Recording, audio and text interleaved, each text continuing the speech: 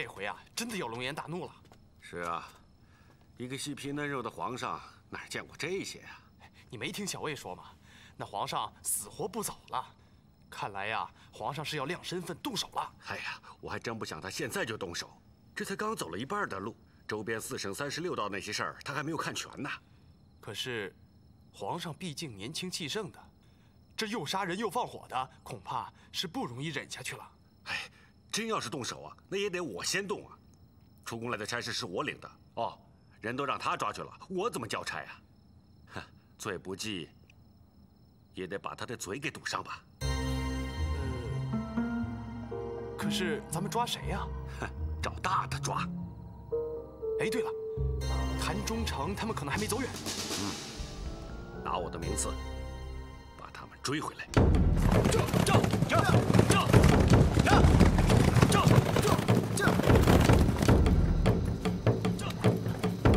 忠诚留步。忠诚留步。是什么人呢？是巡检使李大人派来的。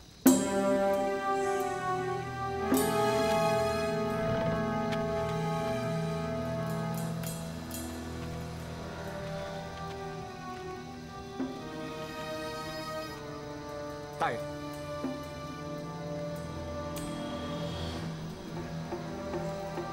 李大人想单独见见忠诚和聂台。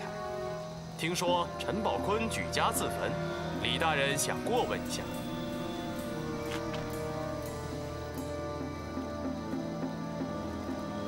你们在这里等着，备马。前面可是谭忠诚的轿车。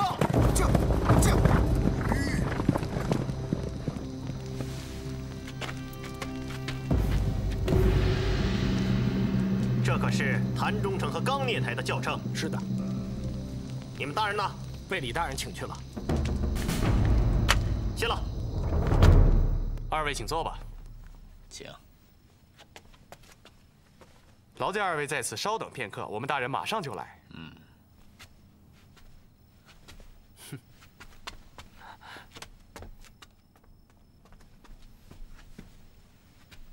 老爷，他们都到了，要不要现在审他们？有什么可审的？跟他们多说一句话。哼，我的嫌费事。行，先锁屋里。好。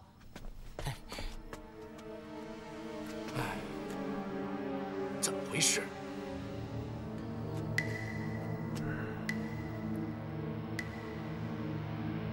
来人，来人呐！二位大人，什么事儿？李大人呢？我们李大人日理万机，正忙着呢。您二位先稍后，先用茶吧，先用茶，啊。好。干什么？干什么？开开门！你们两个看好了。怎么回事？开开门！开开门呐！什么？李卫已经把人带走了？是，我们到晚了一步。好吧，李卫，你倒快呀！朕在这里3灾8难的，几线不测，你身不动，膀不摇，摘个现成的桃子走，天下哪有这样的道理啊？说的是，这李卫也太会捡现成的了。李卫这样做，也许有他的道理。怎么？你还替他说话不成？你去看看皇上那边有什么动静，悄悄的，谁也别惊动。不过我估计他现在那边都已经火上房了。那我先走了。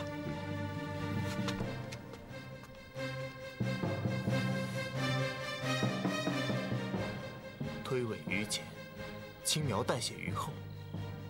要不是朕亲临，他还不知道会窝囊成什么样。我看他是怕主子给他降罪，想先抢一步功。不过，李卫到现在还不知道主子来了呢。不知道又怎么样？起码是无能。既然是大案，牵扯的就不只是一个谭氏城，一个刚林。主子要是真想亲自动手，那不妨从海关道下手。李卫在那儿审巡抚、审聂台，让主子去查封一个道台衙门，那不成给他打下手了吗？朕要去见李卫，他要是有一件事情回不明白，我就连他一块拿问。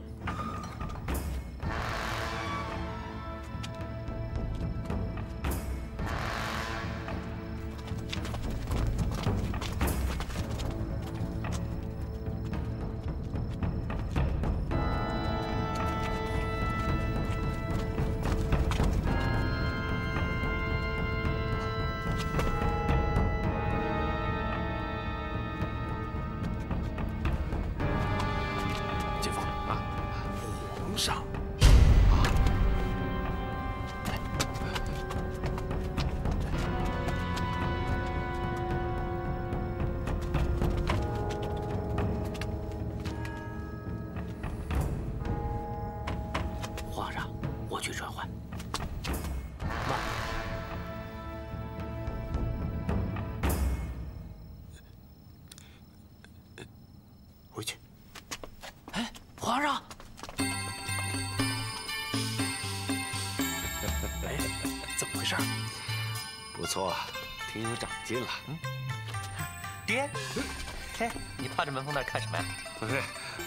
这看热闹嘛。哎呀，你这个人真是啊，有热闹也不叫我。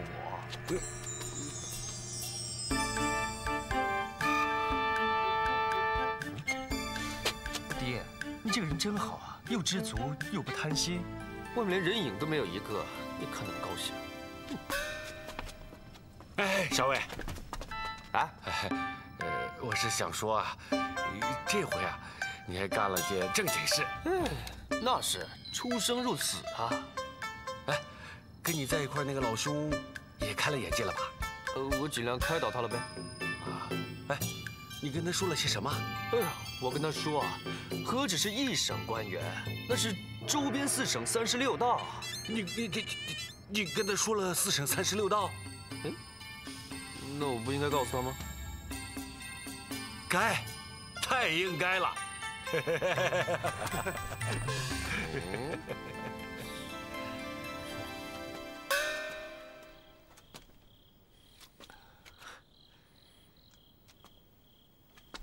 主子，怎么临时改变主意了呢？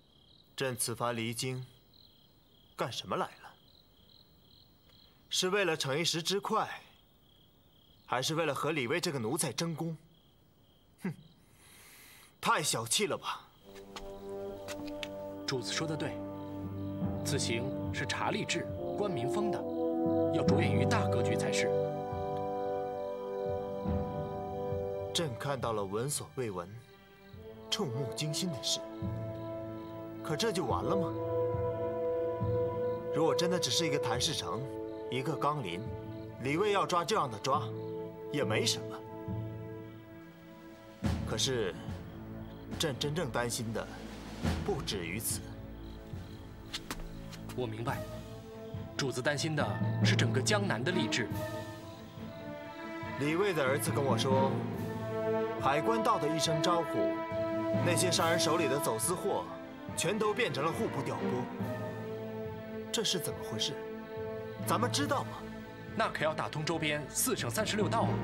不管是真是假，是新是丑，李卫能碰的，朕也都应该碰一碰。一个小小的海关道，真有那么大手脚？依我看，李卫的儿子说话也没个谱。宁可信其有，不可信其无啊！既然来了，就要多看看，不喜欢也要看。那从哪里下手呢？李卫从哪儿下手，朕就从哪儿下手。姐夫，皇上啊，正派人邀集所有在部的商人，有点广发英雄帖的意思呢。他要干什么？说是要和这些人做大买卖。有点意思了。多谢长官，请。多谢多谢，多谢多谢。多谢长官，多谢多谢。请坐。多谢长官。谭台先生今天请了这么多人，不知要做什么样的大买卖呀？多多谢各位赏脸，令下处蓬荜生辉。在下初涉江南，一来是要交交朋友，二来是想闯闯码头。各位老板都是大家大业的名商巨贾，在下仰慕已久。今日得会，不胜荣幸。小辈匪卓，和各位结个善缘。谭台先生约我们来说要做大买卖，敢问是什么样的大买卖呀？做买卖嘛，无非是一进一出，可是怎么进怎么出，那就各有路数了。在下常年在北方经商，对中原三北一带的货源行情、进出路数略知一二，可是江南一带却尚不熟悉，所以想借各位的福印，先踢开前三脚，也算是交个学费。谭台先生太客气了。在下所说的大买卖，就是想将各位手里所有的货，全都买下来。谭台先生要把所有的货全买下来呀！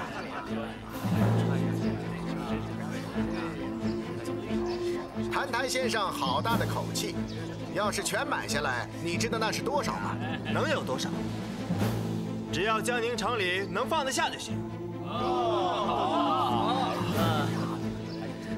有意思，你也不问问是什么货吗？无论什么货，有一样我买一样。做买卖是两厢情愿，谭台先生怎么知道我们会卖给阁下？做买卖嘛，不都是为了钱吗？我说了，在下此来就是为了闯闯码头。既然是闯码头，就要先舍点本钱。各位手上的货，我愿意翻出3倍的价钱。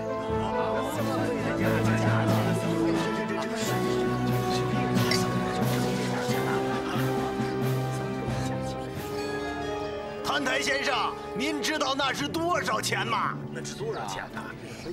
多少钱呢？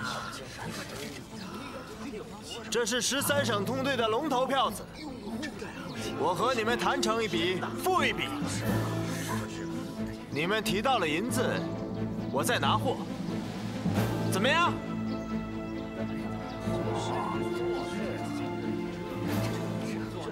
愿意做这笔买卖的，咱们举举杯。送我一个，送我一个，送我一个，送我一个，送我一个，送我一个，送我一个，送我一个，送我一个，送我一个，送我一个，送我一个，干杯！干杯！什么？3倍的价钱？这倒真是啊！皇帝做买卖，天下第1大字号啊！哼，天下都是人家的，那点钱算什么呀？哈哈，比起我这太监的手笔，可大多了。皇上啊，是想攥上这批货，再去探4省36道的底细。路子倒是对了，手里有了货，就能清楚地知道海关道和4省36道各处官员的关系，也能知道货出手之后他们是怎么分成的。可是，皇上心高气盛，如果每件事逼得太紧了，海关道那哥3个也不是吃素的，恐怕不能一厢情愿呐。道高一尺，魔高一丈。哎，咱们是不是也别光坐着看呢？怎么，到头来还是处江湖之远，则忧其君呐？怎么说呢？四爷啊，毕竟有个托付，在紧关节要的时候，还是在后边兜他一把。您呀，跟四爷还真是相知甚深呐。哎，再说，我也得为自己留条路。皇上出面把事情办漂亮了，我辞官也容易。他真要弄得灰头土脸的，我落个不是，到时候我想退啊都难了。咱们帮着推一把。哎，派人盯一盯，看他什么时候去海关道。哎呀，主子，周边几个省的大商号基本上都在这儿了。主子，您这招啊，实在是绝妙。几十笔买卖，您一个人做，是走私是行贿，这一下子您全都给掏出来了。如果海关道真的和那么多人有瓜葛，而且这么多年滴水不漏，必定藏得很深。就凭这些货，他们能把底交出来吗？不管什么瓜葛，不管通了多少关节，不会是秀才人情纸半张，必定是用钱说话嘛。这钱是从哪儿来呀？这就是财路啊！对，舍大七寸，这就是拿住他们的东西。备好帖子，明天我就去拜会拜会他们。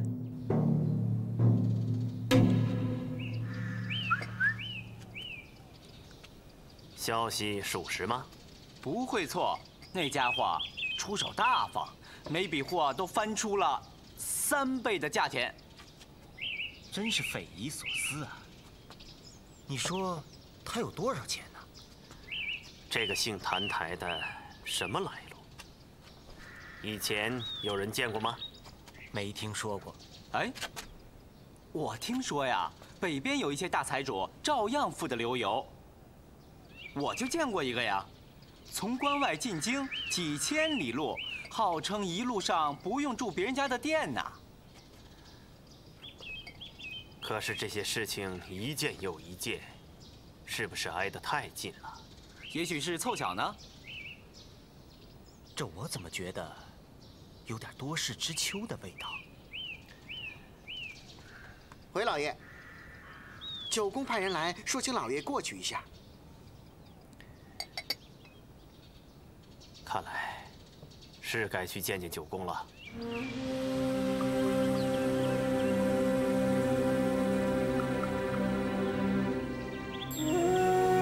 回衙门。是。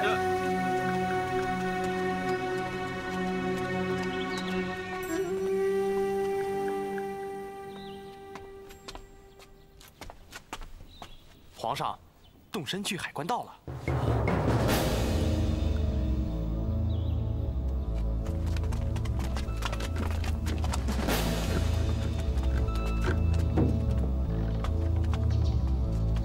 干什么？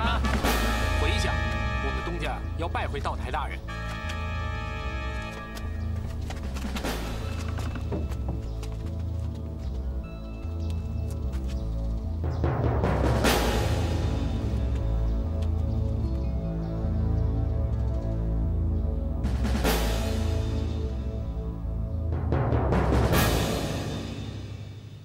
谁呀？谁呀？谁要见道台呀？在下谭台宝。哦，你就是谭台宝。我听说你那字号不小啊。不敢当，小有资财。我听说你把这周边4省运来的货物都包圆了。探探路，闯闯码头。见道台什么事啊？自然是买卖上的事了。买卖上的事，我们这个海关道管的是官府漕运，从来不做买卖。如果是户部调拨，建官房就能装船，码头上有验单的，不必到这儿来。喂，在下听说沙道台是个广结善缘的人。道台的朋友那可都是读书人，很少跟商人打交道。再说了，道台也不在，出去忙公务了。有什么事自会到你府上请教，就这样吧。喂，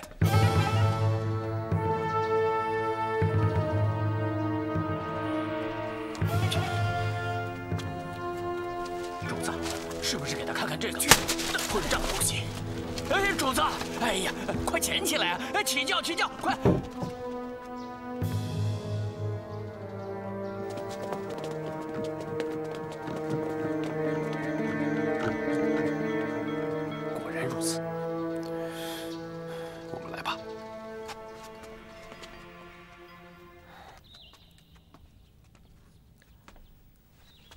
怎么样啊？轰走了。我说，他要真是个大财主，咱们这么干，可断了财路啊。九公说，千万不要被表象所迷惑。他出手这么大方，不会是无缘无故的。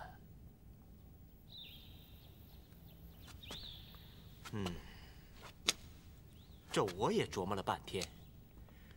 他这么干，到底是为了什么？老爷，李总管来了。李总管，让他进来。是。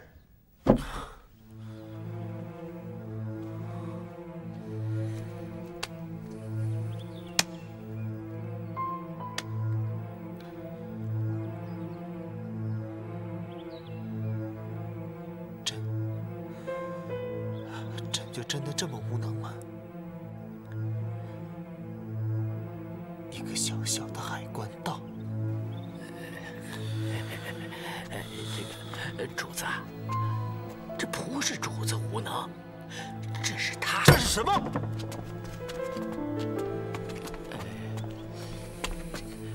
这是他们找死，干脆封了他们的衙门，挨着个儿审。打也打出实话来了。要是能打，早就打了。区一块太湖石，他们都能转眼之间弄得天衣无缝。如果真的明火执仗地追问起来，该毁的毁，该藏的藏，我们恐怕一件想要的都得不到。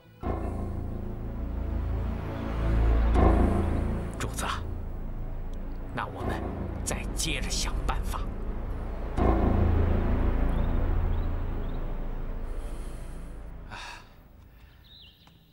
我是来向你们告辞的。总管要走？哎，这地方这些日子乱哄哄的，我也不想多待了，到苏州、无锡那边再转转。您要采办珍稀货物，这里毕竟是最大的水陆码头啊。对呀，以前是，如今呐，可不一定喽。怎么？这里为什么热闹？不就是因为有你们这个海关道吗？出出进进的都是冲你们来的。那您说“如今不一定”是什么意思啊？你们还不知道啊？我还以为，你们的消息比我灵呢。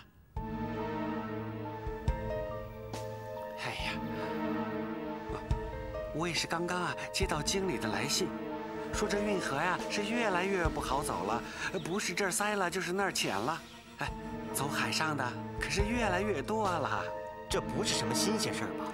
别急呀，在这之前呢，这下江一带就你们这么一个出海口，也就设了你们一个海关道。如今海运是越来越多了，朝廷可能觉得一个口岸呢不够支应的。所以又要再开1个2个的，再设2个衙门，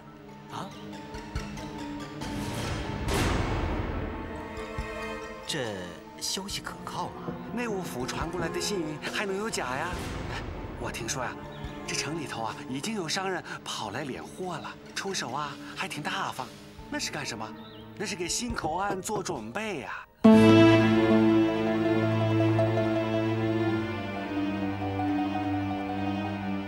跑买卖的鼻子灵啊，看上这出海口岸呢是块肥肉，谁占上了谁就发大财呀。日后就不是你们一家了。我看你们对我好我送你们一句话，把手头上的攥紧点儿，免得让别的口岸把买卖抢走喽这回可真的谢谢您了。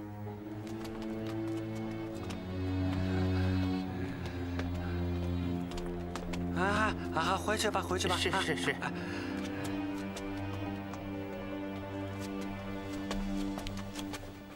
姐夫，怎么样？管用。你不信呢？我们在这等着看用不了多久，他们就有人去找谭台先生。哼，他娘的！原来谭台宝这家伙是来抢行的。另开口岸，这会是真的吗？无风不起浪嘛。先是李卫来，又有傅中堂让陈宝坤查命案，联系起来看呐，朝廷是在注意出海口岸了。哼，一个臭商人选这个时候来添乱，咱们这儿就更加招摇了。哼，在咱们地盘上还轮不得他胡闹。难道真是破鼓万人锤吗？咱们这面鼓还没破。来人！主子，你们两个赶去福州，去见福建水师提督，让他派20条快船，在吴淞口外待命。只要在外海见到商船，见一条给我扣一条。是。你们两个去见杭州将军，让他给我调1000营兵，在江北待命。江苏也有驻营，江苏离他们太近了，我信不过。主子，你把人都派出去了，那价钱的安危怎么办呢？真这样下去，我大清王朝的安危就难保了。去吧。是。带上家伙跟我走。快！快点！都跟你了。快点！怎么样？有动静了吧？真要是接了锅的话，咱们要早一步才好啊。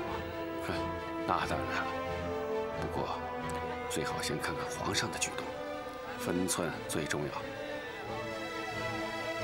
哎，让小魏过去，再去关心关心他那个好兄弟。哎，官爷，这会馆肉包了，你们干什么呀？容我们通报一声。你给我让开！哎呦，怎么打人啊？进去！怎么这样啊？哎呦！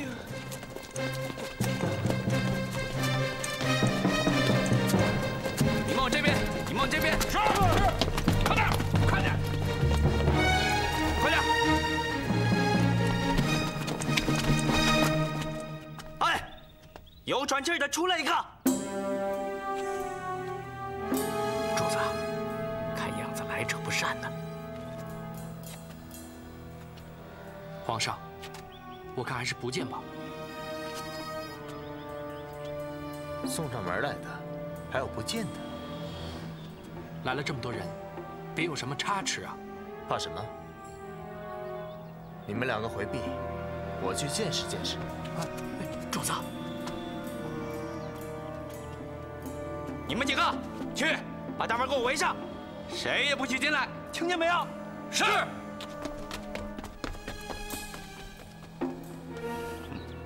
是沙三爷，什么风把您吹来了？年纪轻轻的，道行不浅啊。行啊，有两下子。三爷，有什么见教？跟你说几句话。好啊，请。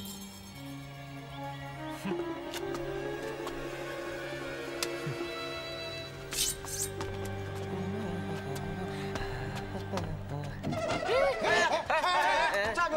干什么？怎么回事？往哪跑？干什么？干什么呢？找人呢！哼，甭找了，这里头的人呢，你找不着了。哟，你怎么知道啊？你问问他。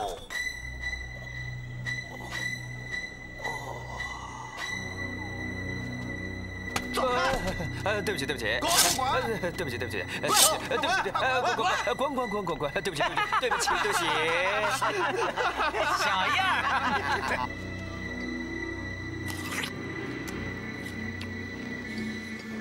真是林子大了，什么鸟都有啊！有人敢在鸡窝里偷米，有人敢在虎口里拔牙。你是哪种啊？我就是个买卖人。好个买卖人！我问问你，这笔买卖你想怎么做呀？你们怎么做，我就怎么做。果然不错，我就知道你是这条路子。行啊，够聪明，一上手就拢了人，拿了货。你倒真会捡便宜啊！做买卖就是要学会捡便宜。这个便宜你捡不着。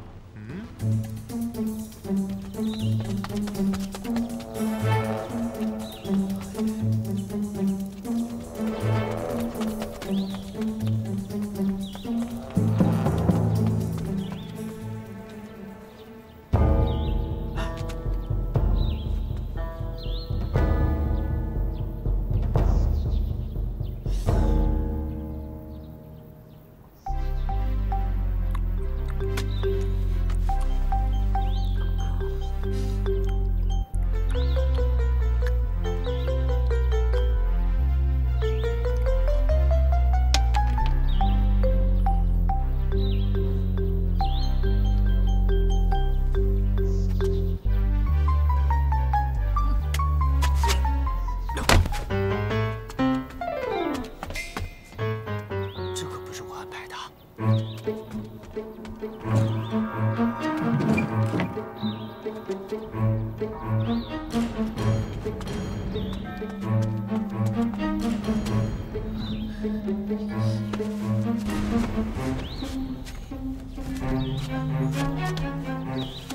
呀！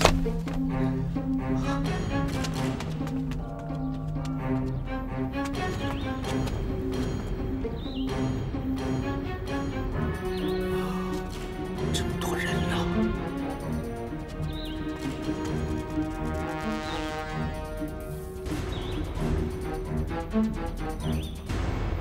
这你还说错了，只要我想办，就没有办不成的事儿。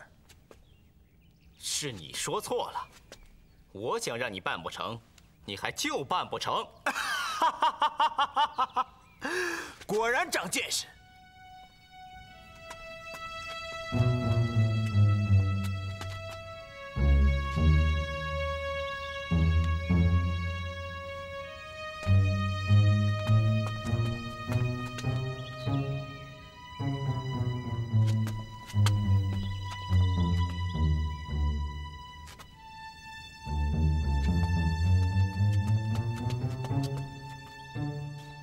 有道是三虎成彪，我们沙家正好哥仨，你也可以去打听打听，敢和我们作对，挖我们墙角的，谁能有好结果？你们想对我怎么样？2条路，一条不管你是几倍的价钱买的，把你到手的货都给我原封不动的退回去，我也不要你什么，数清楚银子，明天就给我走人，哪儿来的回哪儿去。从此以后，不准你再踏入这块地盘。还有一条呢？别动！这么大的江宁城，不见了个把人，不算什么。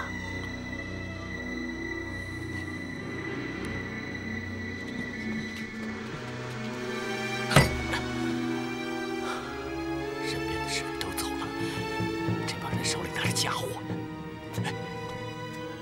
说不好就出事啊！干脆咱们练身份吧。主子没发话，我们不能擅自做主。再说，一旦亮了身份，那是把沙家兄弟推上了绝路。就我们3个人，连个侍卫都没有，万一他们铤而走险呢？不管怎么着，护驾要紧呐。是啊，主子就是蹭不一点皮，我们也担待不起呀。可是咱们身边没人呐。李卫，只有李卫了，只有他了。啊，我在这儿盯着，你想办法离开，看看在哪儿能找到李卫。好。我劝你，别敬酒不吃吃罚酒。我告诉你，我这个人可没那么大耐性。你们也是朝廷命官，朗朗乾坤，皇天厚土，你们就真的无所顾忌？狗屁！什么皇天厚土？说出来怕你不信。就是皇上老子那儿，我也照样玩得转。认识吗？知道这是什么吗？这叫单眼花翎。咱把那太湖石弄丢了，他该赏还照赏。你就不怕来而无多？哎，我说你个土财主啊，嘴还挺硬。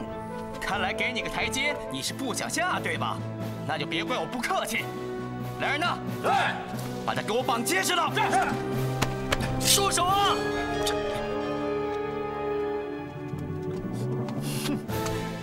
放手啊！放手啊！放手啊！干什么？欺负人呢你们？怎么样？你们抓他干什么？他就是一个跑腿的。你有话，你跟我说。哎，你是干什么的？你问的？这可是你问的啊！我怕我说出来吓你一跳啊！哼，晃悠着一条破铃子，算什么？牛什么牛啊？这玩意儿我一抓一大把。干什么你？你不就是那个沙家的老三吗？我知道你的事儿太多了。你知道什么？我什么都知道。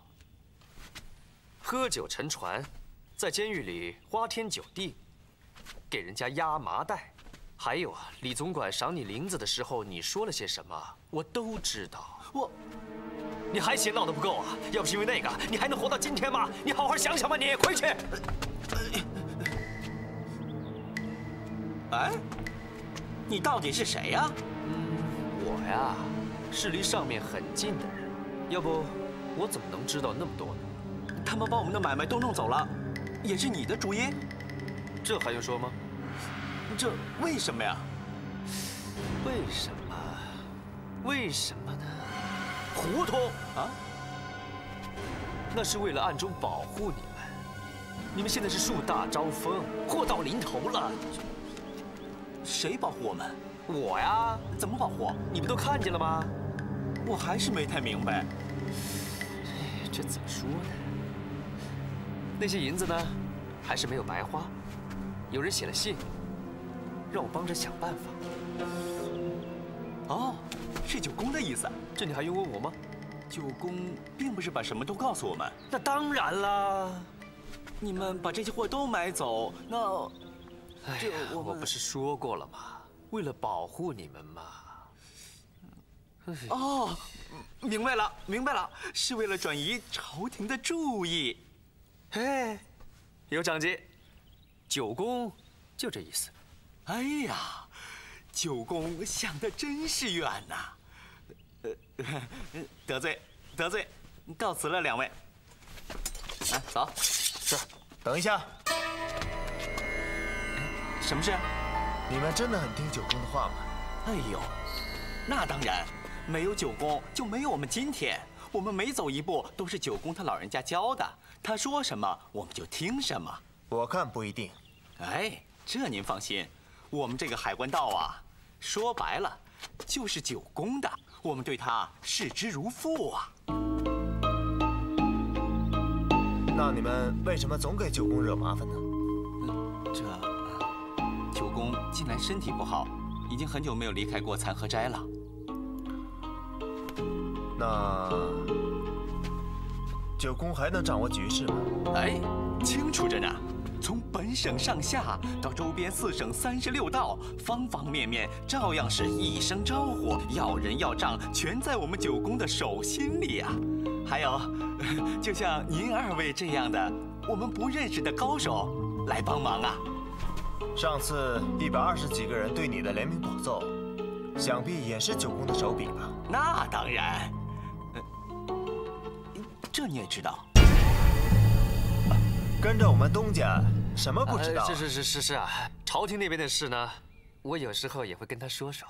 哦，没想到啊！嘿嘿，这不算什么呀。哎呀，九公托的人，果然厉害，福气呀，福气呀！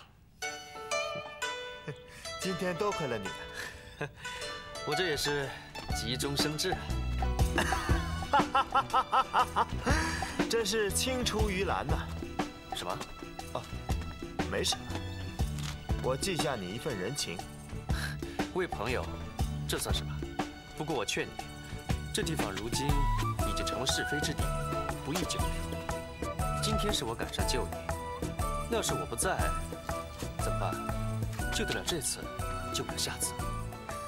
好，听人劝，吃饱饭。对了，这才是明白人。请。好。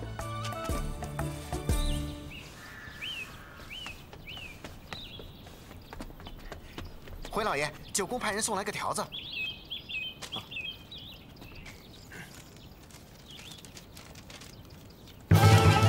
怎么了？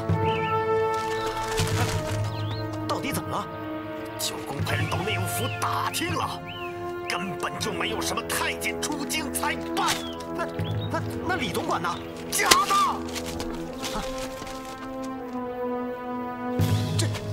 这到底是怎怎么回事嘛？不知道，我不知道。嘿，本来我也觉得有点奇怪，太监离京是极不寻常的事，可他是老三陪着回来的，我也就……哎，如今这骗子真邪乎，什么都敢干！我宰了他！来人，在！哎，大哥，冷静，冷静一下。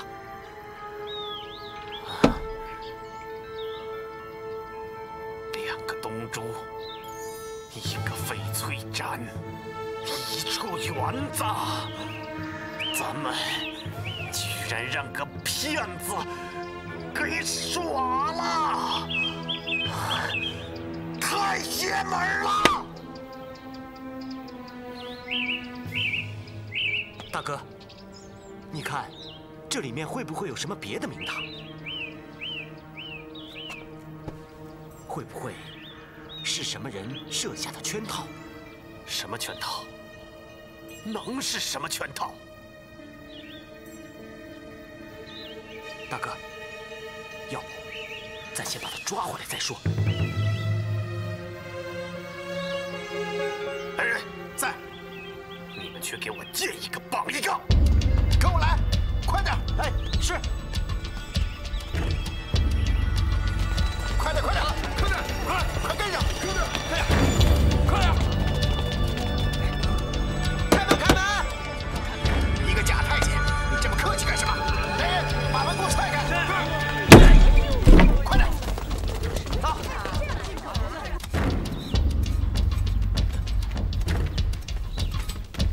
老爷，海关道来抓人了。什么？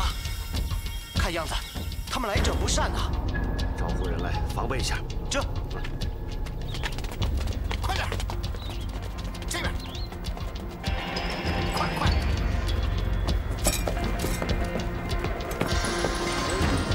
你们找谁啊？你是干什么的？我是干活的。那狗日的太监在哪儿？那狗啊，你是说大总管呐？在哪儿？我刚才看见他出去了。去哪儿了？人家是大总管，我哪知道啊？什么大总管？狗屁！那是假的。哎，那怎么会呢？那可是伺候皇上的人呐。伺候皇上，那皇上也是假的吧？哎，你可别乱说呀，会惹麻烦的。我们九宫神机妙算，从来没错的时候。九宫？哎，九宫是谁啊？那也是你能打听的吗？来人呐！在。把门封住，许进不许出。是。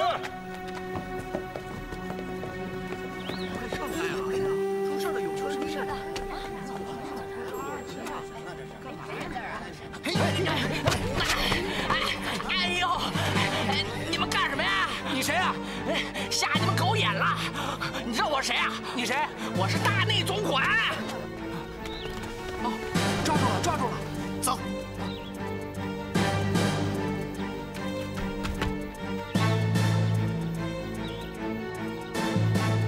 放开我！哎呦，你们要造反呐！我再跟你们说一遍，我可是大内总管，抓的就是你！你们要造反呐！哎呦！捆起来带走。是。快走！